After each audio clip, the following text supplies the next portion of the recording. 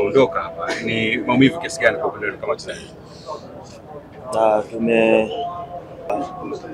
Kuhakikisha kwamba tunabakisha kombe nyumbani, lakini imeshindikana.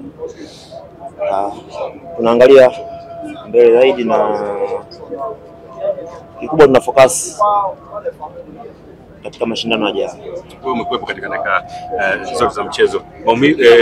Mazingira ya mchezo yalikuwa magumu kiasi gani kwenu kufikia kile ambacho mlikuwa mmekipanga? Tulikuwa nyumbani, kama wachezaji tumepambana sana, lakini kiukweli kila mtu ameona sijisemeje, lakini kuna vitu ambavyo vimefanyika, unaona kabisa kwamba niseme niwe straight, mwamuzi ametuumiza sana, sababu ni game ilikuwa open na mwamuzi huu ni mchezo wa finali, na unaona kabisa kuna kadi ambayo imetoka ambayo ndio imenifanya sisi tuweze kuwa nyuma.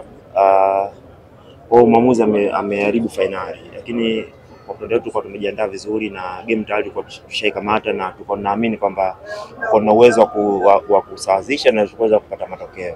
Sasa mnakwenda kucheza ligi kuu na CRDB Federation Cup. Pengine nguvu ikoje kuhakikisha mnapambania mataji haya mawili ya sasa? Kikubwa kama timu, focus yetu itarudi tena katika michezo ya ligi na mchezo wa FA.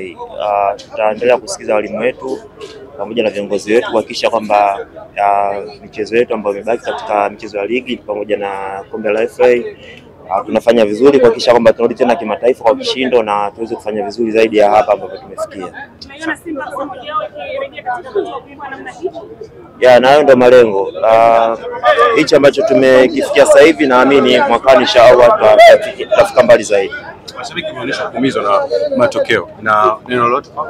Kila mtu ameumizwa, mashabiki, viongozi, wachezaji tumeumizwa. Nafikiri malengo yalikuwa ni kuhakikisha kwamba tunabakisha kombe nyumbani. Imeshindikana, lakini hii ni step ya kwanza, naamini step ya pili ambayo mwakani naamini tutajipanga vizuri kuhakikisha kwamba tunafanya vizuri zaidi hapa na tunaweza kupata kikombe.